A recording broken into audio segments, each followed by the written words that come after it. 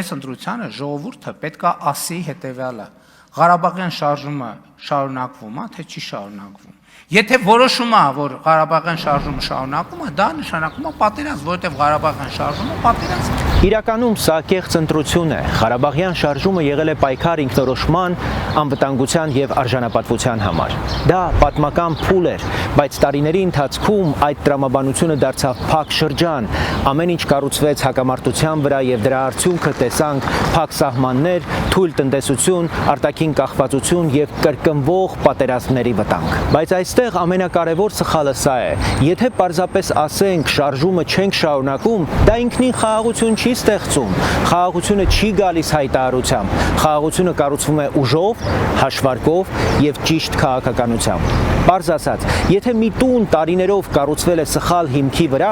միայն պատը քանդելով խնդիրը չի լուծվում։ Պետք է նոր հիմք դնել։ Մեր առաջարկը հենց դա է՝ փոխել հիմքը։ Ղարաբաղյան շարժման փոխարեն մենք առաջարկում ենք պետականակենտրոն մտածողություն, որտեղ առաջնայինը ոչ թե մշտական հակամարտությունն է, այլ ուժեղ, ինքնիշխան եւ հաշվարկված պետությունը։ Ուժեղ բանակ ոչ թե խոսքերով, այլ իրական կարողություններով։ Խաղաղություն ոչ թե միակողմանի, այլ հաշվարկված եւ բազմակողմ։ Տնտեսություն բաց շուկաներով, ներդրումներով, աշխատատեղերով, ինչպես նաեւ բազմավեկտոր, ինքնուրույն եւ հաշվարկված շահերի վրա հիմնված դիվանագիտություն։ Մենք խաղաղության աջակից ու պաշտպան ենք, բայց մեր համոզմամբ խաղաղություն չի կարող հաստատվել առանց ուժեղ պետության։ Իրական ընտրությունը սա է՝ շարունակել ապրել հակամարտության մեջ, թե կառուցել պետություն, որտեղ անվտանգությունը կառուցվում է որպես հաշվարկված, կայուն եւ արդյունավետ համակարգ։ Եթե ուզում ենք իրական խաղաղություն, պետք է փոխենք ոչ թե բառապաշարը, այլ մեր մտածողության հիմքը։